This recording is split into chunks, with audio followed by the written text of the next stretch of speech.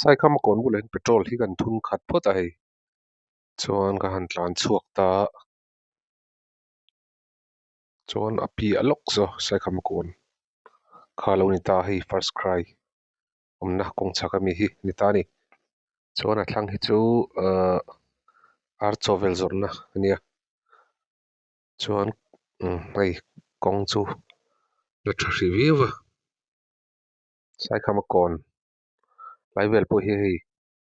motor neu tam ta khop me na voi ni chu dom phian no ne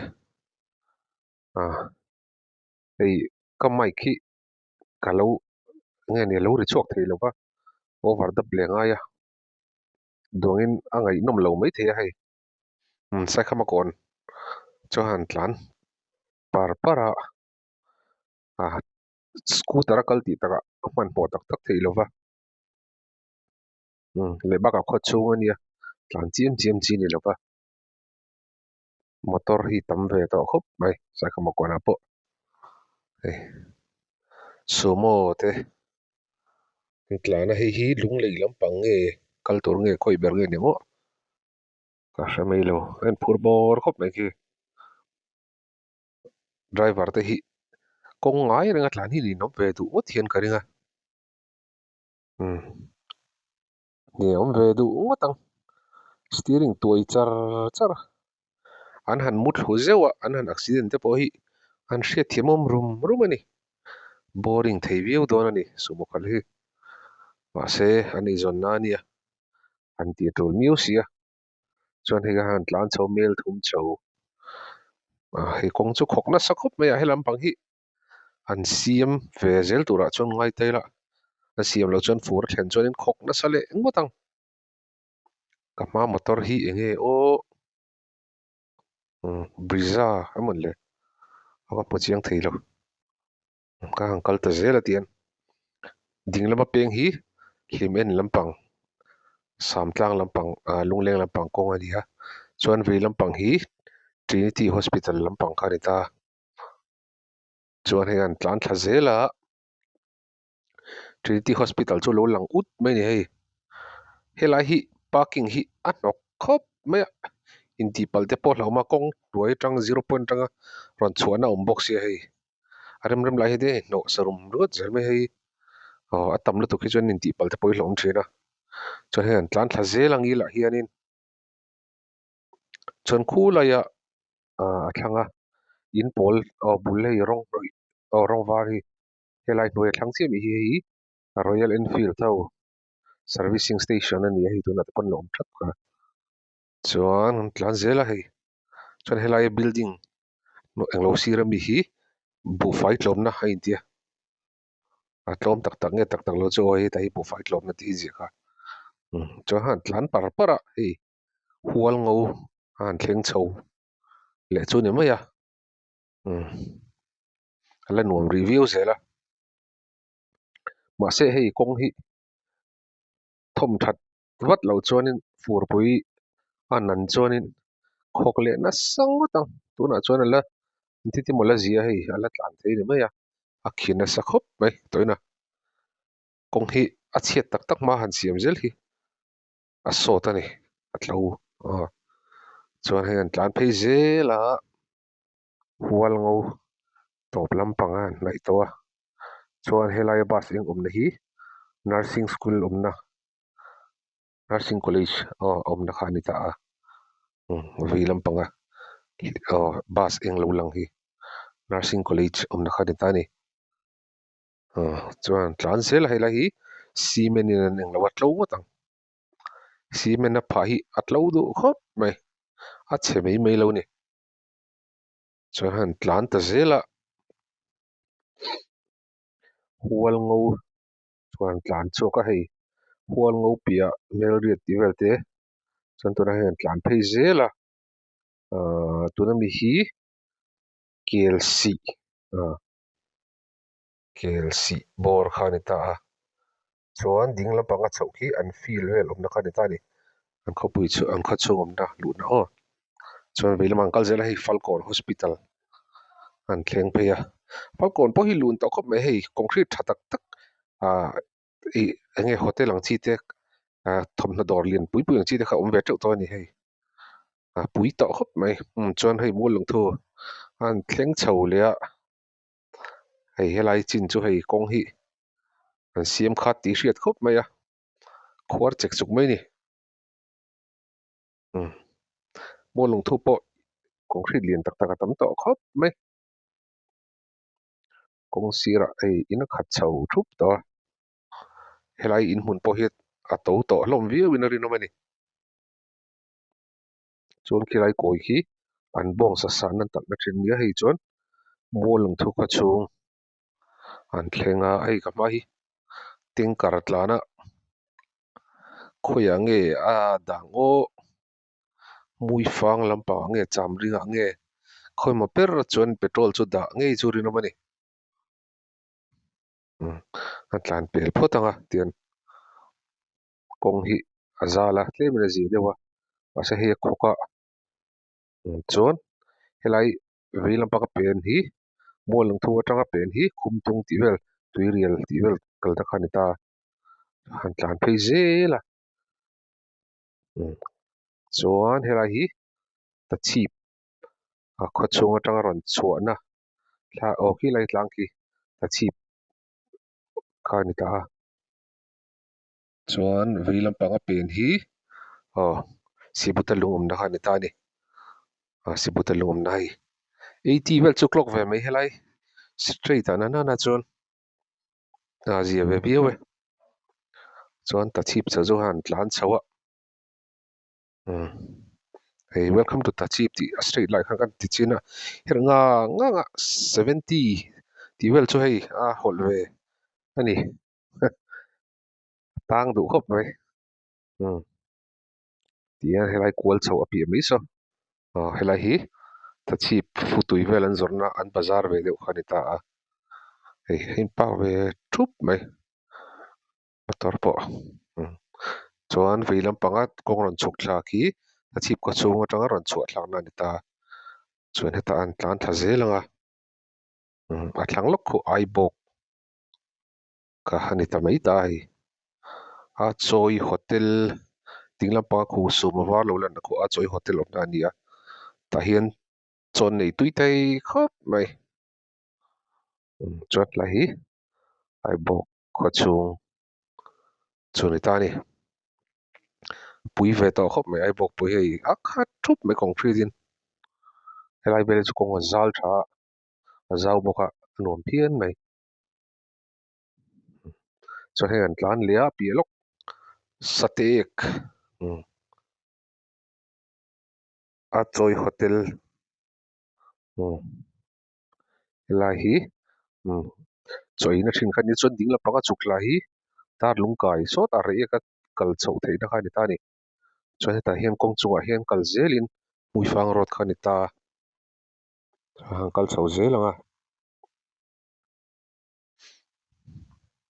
chuan hei kan hma te pawh motor pickup tlana hei motor han ron tlan ve far ani chuan hei veilam panga peng chho bolero omna din na hi helai chho hi satek bung khi lai tlang buk de omna la khi kelai gen satek bung kalna khani chuan sawta veilam panga kilometer nga vel tlan phei le in zolpala thlan tlang omna khani ta ni chuan han tlan tha zela motor hi hei kong free to boka pha kan har khop mai chuan kan ka video han kat zeu zewa a chan chu ni nom ve do thui de kong ro than en kha chu hei motor ron tlan le ti khan an speed ta sang thei to box se film kurang ai thei khop mai chuan hei tiang lai dai lima hianin nge ni eng ne na ai mix na lai hianin mithi vai deuh thina kong khuar hi en film kurang aya helai chu zia viwa eng tha kong mu anuama kan tlan par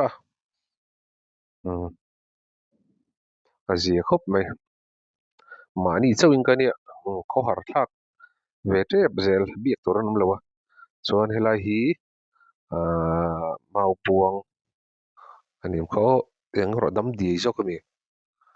dam di ni ka hria chuan changte ding lampang a chuk thlaki chang te khanin ka hria kalna tunma kong ani ate ta khop mai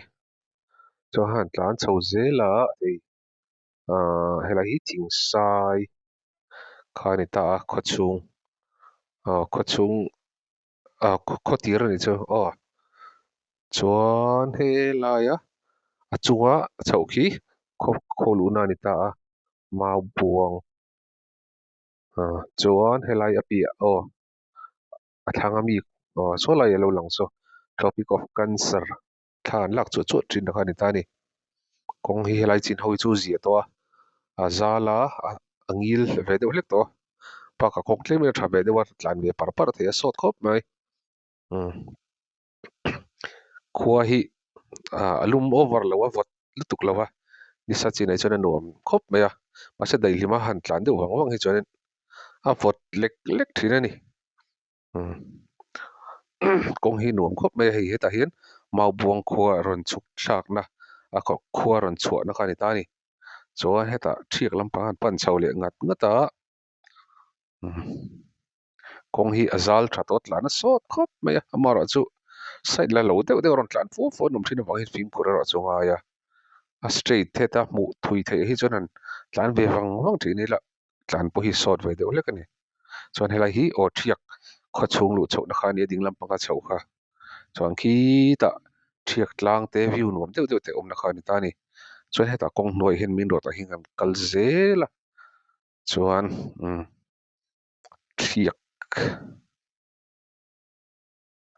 an khuwa hei in te hi chu atlang lampang hi chanom pheu pheu a khuwa chunga tak hi chuanin in chu tlem chana tam ve do mara chu in tam tak chu ni lo in tam tak khuwa chu ni chi lo deuh ngi kong sira te po nep noi vel ten zora ba ka hei in pa ngai te ni an re khop mai hei win na lampang a fe lama ten kal nge mani chuan hei ve lampang a lo lang ut hi helai hi horti ho mun engeni cherry blossom kan ti khami omna mun kha ni ta chuan thiak chhongil chho hi an her ve tan ai hatle me chho ul ve de somli somnga somru khi kai tle I thei lo nga thum nga li nga ruk somruk angani thleng ve the zoom 160 ka chuan riat nga som ko te ka chu hol ve mai tlai khan in chak lei khop mai chuan hei bus lian takaron tlana MST bus sumo po hei lunglei tanga ron thing mani chuan tlan zela hei midum kham vel lo lang taro mai amoi ani sen phuta hei nal khop mai tourist vai ho pon kal sela ijun nalan ti ve viau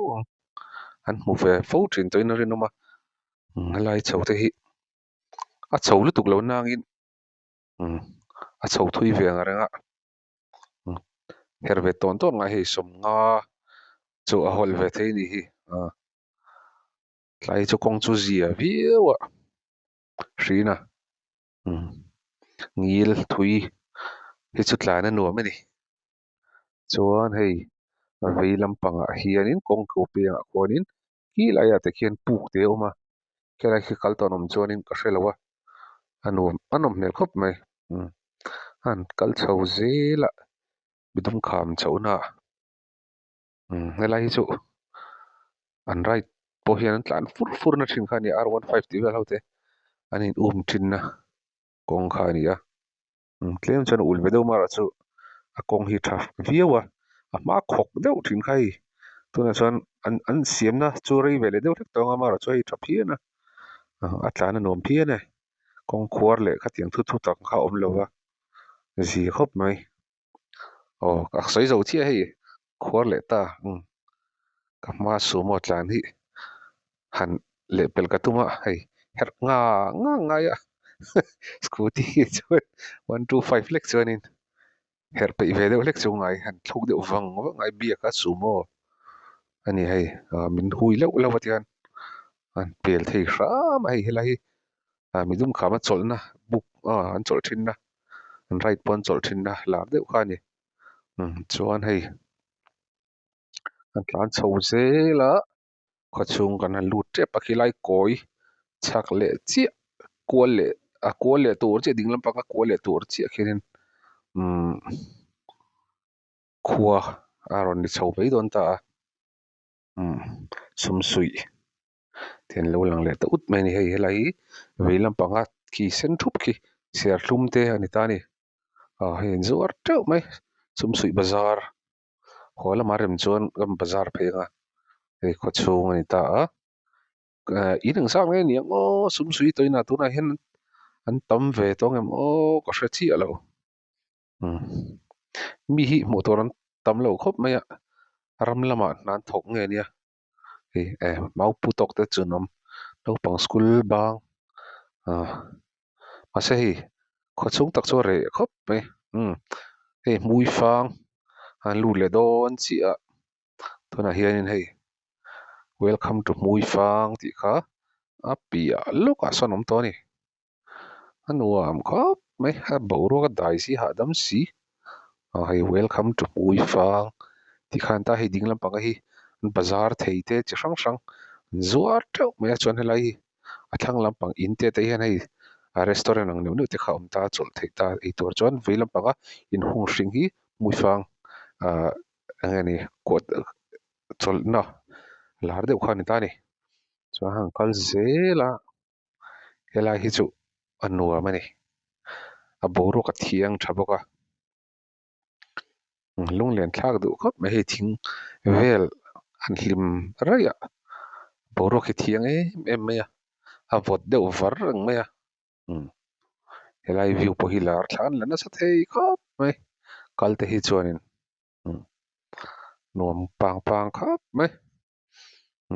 helai hi chu lak lo hi o yam ani video lak lo hi moi mai a view tha mo a shilong rui kan ti dang nge ni ka tiang deuh khai ni benta ma se thing ero hi chu lian vok mai lo thlina dewa an lian vok thei lo thina ting hi ting a hian thlang sang a hian hei chuan vei lampang a in sen lo lang so ro lu tel ani chon nei tui thei khop mai cycle kan kalpo hi ni kan chol thina kan ei ngik zel ani min tha to hlom khop mai helai ami ta chuan han tlan zela helai kong thlanga khonin in moi deuh mai awm ha chuan hei ding lampang a windmill hi lar khop mai thlalaka po moi ani landmark ve deuh ni chuan hei khawchung ngan pel ta dewa khawchung taka chu chuan han tlan leh wanga chuan vei lama pen hi mui fang tlang chhip kalna ani a chuan sawta enge ha chawi lung lampang kalna ni ka hria chuan hei mui fang tlang chu kan han pel thla zela then zawl lampang a rawt a han tlan thla leh wanga chuan helai hi chamring ani kha chamring ning ka hria chuan an kat zung tlan lai reng hi chu ni nom ve thina en hi tlan ngot hi chu ni nom ve thina re khop mai na thokin an chuang vek ani ange thalai ho hi aizawl lamah hianin lehkha zirhen an college kal ten an awm thin a mi in ruah ten thin lang pawh hi nu leh pa te pi leh pu te lo hi chu an awm neuh lo ani hei kawnga free bawk a hei marawt pian ngal sup mai chuk ania tlem a zia deuh a nuam khop mai an khua hi hei motor lian te pawh an tlan fua mai lam chuan tlan thlak helai hi vai ot kan tih kha ni ta an accident fo na hei seemingly a che khop mai engti manin accident thin ni a zau te reuh na hianin bak khop mai chuan tlan leh ta wanga helai hi in hrang an tih thin kha ni a a hrang lo tawp ani ang hei petrol pump te True Brothers petrol pump an siam ani khan tlan leh ta wanga kawng ngil hi chu nuam ani hahdam deuh hian tlan dal thei a nuam tak ani chho ul bok si lo chho det phei chuk mo an khi tho hin feel heu la nom em mai ni hi bak nom hi lo mo hi ni right nom chan chu chuan ai dinglama kong chho peng chho te hi sam lu khai khwa chho na ni a ki ta tlang chi pa ken bung te om ve a an tlo ve thina ni ma se sam lu khai tu ki kala kal wing ka ria chuan main road an tlan le chara ti khan motor te tam lo boka tlana sot khop mai chan hei sial khopui bazar sial suk bazar thleng chho le der mai a chuan an kal zela kongpo chu til tu kina chelo atlan ve thei viau ve ma se hei lung thri le khating deuh kha oma phim khur ve deuh hlek chungai tlan pot chi chu ni chi alo in hi khat khop mai khopon ve deuh hi chu chuan apia te so hotel tiang chiang te hei lai restaurant ang chiang te kha trina ma po hang an chol to ang kalin chuan kan thleng trep to hei hotel ding ka hria veilam panga mi kha choina rinai takin tlana sot aizola tanga sial suki kilometer somruk pathum tivel bor ning ka hria atlang chi thleng neng chu atlan khanin karinain kalo in ngai to chi ngai mi lo kilometer som sorry nga vel di kalo ringa mase lo ni mi lo wa muifang windmill thleng hi kilometer som nga ania kilometer windmill atang khan kilometer som pathum vel bor or chau ti da ni chu alla to mi lo mai chuan hei tui khur te ma motor ten lo sil ham mai tunlai chu thala ni boka a khulai chu khu khop mai a amara chu chir diak vok om lo chuanin tui vela han lei ang lo pho hianin silfa hi nuam viau hria lir thei te po a bal lu tuk ngai lo chuan heng khua han tlan chho fanga chuan hei in lo om pheu a kan thleng chho trep to kong hi nuam par ni so te ni hei ding lampang bazar lo om le a chuan helai koi chho tak hi sil chuk tlang kho chung pan na chu ni ta ni an tlan chho zela ate kong hi te khop mai amara chu hei rinai takin a tha a tlana nuama chuan hei han en mei po hianin an khua hi a thei china chuan bei fai khop mai a ase hi bol hlot la neu chu om ve thawa helai kal tu ten an pai mun tanga rong kal ten an pai nge nianga ka hre chi alo mi fai na ko a chuan hei kho chung tak chu rinai tak chuan hei fai a nuam khop mai hei tlana sot khop mai mi hi hmuh tur an tam lo khop mai a hian nam dang te ka hmuh nual kan rin te rengen hei lai charisma la om vung mai a thin tlang a hi chuanin charisma te R15 ti te pulsar ti te hi hmuh tur hi a tam ve ni a tha niang a tlo niang helai hi hei an biak in ani a an biak in ani a mawi hmel khop mai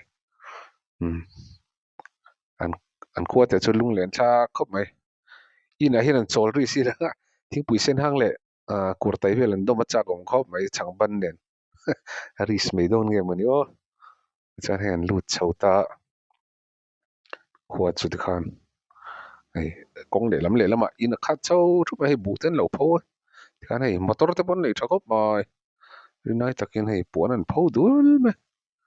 ase apo du mai the ni bal du mai the ni helai chu concrete lo mut mai a ti lang an sak ni mon le kal khat dewa hre mai lo thlat mai kong a te sawt khop mai alu chhona in the chhona lai vel chu hei an thleng chho don ta a chuan kilai chhak lok hi ni to a alu na chuan ding lam pa mi saw quarter hlui hman lai mi an sak to ani bela mana ka lut to helai hi gi ta ni a chuan lut chaw ki I love sil suk ti polo uma helai hi a red velen zia ka ni puitling lu man som thum ti ten zia ka chuan lir thei ken chho chuan cheng somnga choi belanga ya motor hi somriat nge za nge ni choi ve ni chuan hei kan tlan chho le mana khanin eng ti kum nge ka hret che to lo kite festival te pokha an hoi hot to le khan chi sup sup anuam phiana ang hun lai te kha sang ni som pariat vela niam o ari vele deu to hei fura chuan an tiang hi hring dup don ti nan ta ma ro chu a hring dup anga na langa a kong ero chu chiu don ti hriat rang mai hei chiu don khop mai lai tak he chu chuan cha thala kal hi a fu le ling zok ani le chuan nal phian don ani chiu chuan tlang chu nal khop mai a phulam dan veli buanel te po ang verum rum alom ma se ka ma hian mi tlan se jana khu khopang tor hlel om khopang nó sot chho beu beu a ni nai tak chuan tlan a nuam a ti ve thei a khul tuk love ka tlan san zela khulai chu ka ma tu ma tlan nom lam liam lo boka nuam phian mai chuan mi hi ka tok mi lo ma hi win hi ala pa deuh nge ni ina chuan rong kal te chuan la om ve nek nek anga helai hi an concert na mun khanin ka hria ni kum nge ni kum hasa o khula khang ka sota ta sial suk tlang view nuam deuh IG vel ron lar deuh ka akal na ka zota ten min hrila ta hi chho zel ngam ti ai chho zel anga ya an tlan chho zel a chuan ei mi nom lo hlawa a khu ran lo a zi khop mai a re noi noi se chuan a khu via wang te han tlan chho zel ka a to i tlan thei cheng cheng tlan anga chuan chutrang chuan ki kong fe kong ang deuh ni atia ke kal angai don ani pel mara chu a thui lo a nai lu tu ti mai a minin nga kalom vele ka niang soidan mong ka chuan hei an tlan chho zela ani satdan po asalu tuk lova anuam phian helai chi hi an cement ani chho ve tlem chuan tlan chu nuam deuh fura chuan a kal chi fok lo mai the ni helai kong tak hi chu tlan thei ve view a sot ve deuh beuh beuh a lai thing buk vel chu a hlim nuam khop mai boruak per hi ni tianga rai thi chuan anom na han thoka ka kilamo khopui chunga kan tho tep tep ang khani chi alo boruak thlifim mo boruak fai han hi wang hi a relaxing em kan har song song thei ni lebak a hei thingkung te tama boruak a tha mo lai chu pollution om vok lova chuanin tian helam pa hian ang koi lenga tlan chho le wang wang don ni tian kong hi ma se ti sot khop mai tlan ve thei zele nuam phian mai a khulo hlowe ka ma chuan mi dang chu tlan se chuan khu viau don ani a soi dang kharin ki lai ka ma lo lang view point ang lo lai vel thleng ki a tlan thei a ti a chak deuh hlek ani ang chu an tlan chho zel chin anga tian i tlan zel anga chuan a tlan thei ro chin oma a tlanga tarang chuan ke kalangai to tia chuan hei ala tlan thei zel a hrina thleng tep toin ka ring hei a pia o fei lama a ka ti ding lama kual hi ni om tak ani chuan saw lai sawn an lut zel anga thei chen chen kalanga ekho folding chair pakhat a awm an awm nge mani ma sei mihring hmuh tur an awm mi a lo mai a tla hi ting han thleng chawa kong ate to khop mai hi top to don yang thlai vel thleng khi ani hmel tan atle mal tlan the khulai lungphun omna vela hen pakila tok vel chi don ni hi thlai velen pakila hi lai puk teu mani kha lu chin ngei chunga yang hen pak kan side potila everyone nuam fe nuam takani hadam song mai kaltiang thlai puk wa ngan lu chinang thang hen dar khu ma tong trai puk pia lei thu riat noi nge noi zel to chir thilo lalpa hun tiam kum sang ro rel huna chuan hring nun le pem mun kan leng zang phun tu la loya kwa khat kuma me ei tong trai puk te ziak boka kal chinang ting ti kalu re ni kan ma re ni ma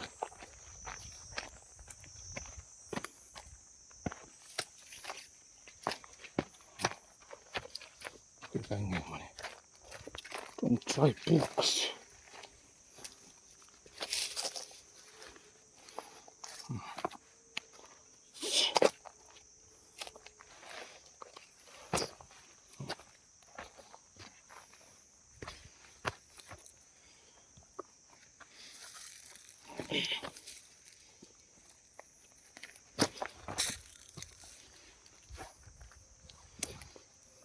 kong chút lên chân không bị tiếp được bố lốc này cả lại còn phù nó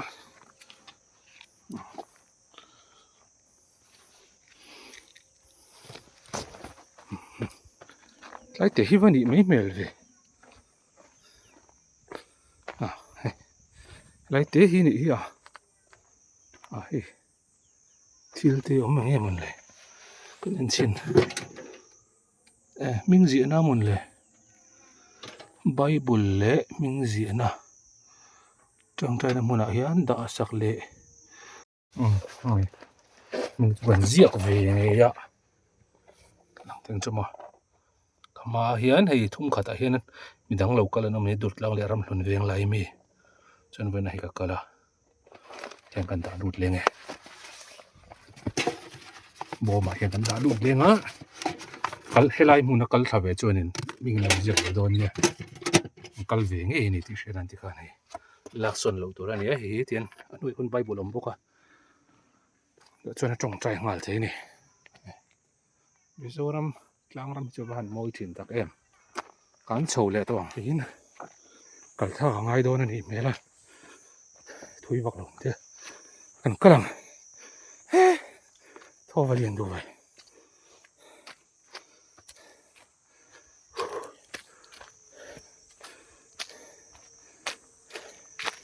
Khui la mak ni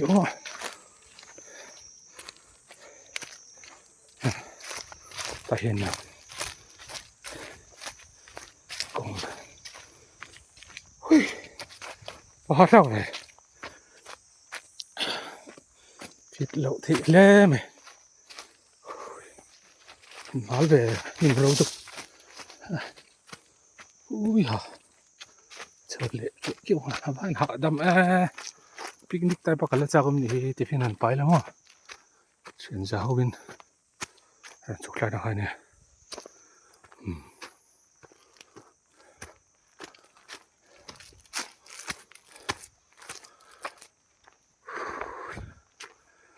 lum ta jacket nền chuan lum ta lum kel ha anh ti mi til der thei chi kha ni dur tlang chho ve la tam thuyền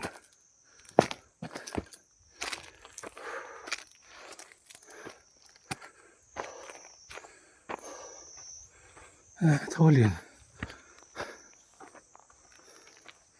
ban nuông rượu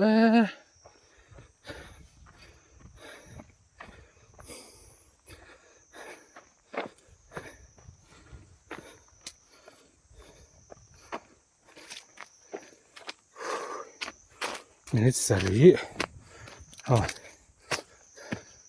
tong trai na puka tanga ka choka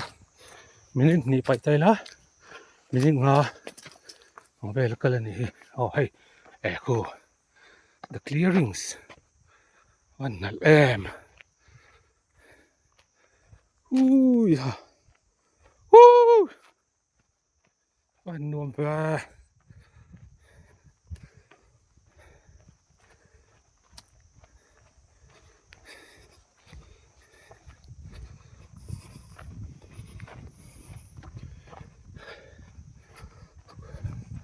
aban nuam ba it's relaxing ma ek tlang nung lampang te po ang trip ani hi anang ve trip me ko lang o thasin eng sa sama chu lo mang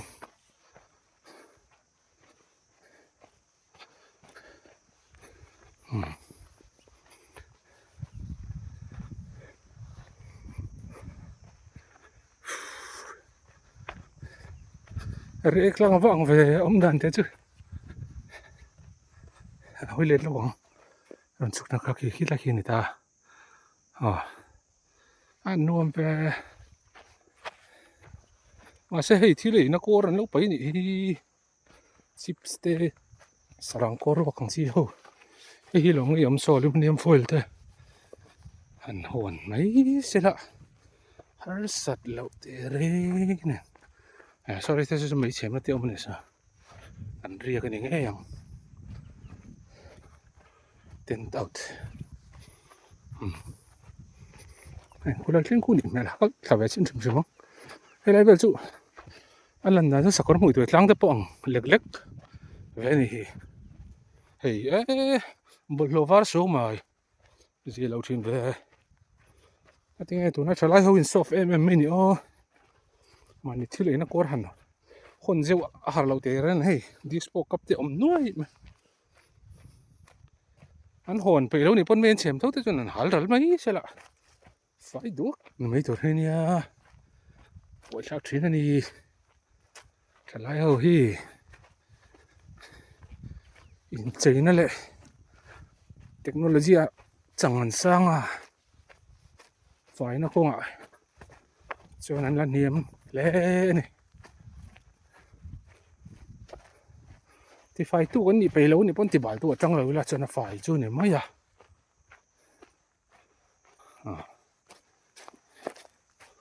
lai tar ka lo king lo ni han hal fai de wila chatur lai vel chin hi ni da mol chin tak chu ku lai khu terrace nam mel re sing quân để thuốc thuốc không hey tiếng khan nha anh rộn phía năng mà rồi chứ anh bol lội tu thì phải tan cái mà nên chị nữa giờ đầu tiên khớp mấy chết phải anh hар lội tệ rèn anh bol thì nào nó không thiểm chứ ạ nghe sao treo chú mà tấm tôi có phía đúng cái phía thì lâu cái gì lại về cái thà lại lạ chẳng số lại biệt làm xây bút ra sắm mùi phang trang cả nhà lần này đâu này lần này khóm này cho nên là siêu sụt trang chip lại nông làm bằng này ha chọn khu làm bằng khu nghe ni có xem mấy đâu em khoa nghe cho nên là siêu sụt nhưng có sẽ top làm bằng nghe này sẽ tiêm chia đâu cho nên tài khoản sầu ta muốn đi chuyên nộp mà đấy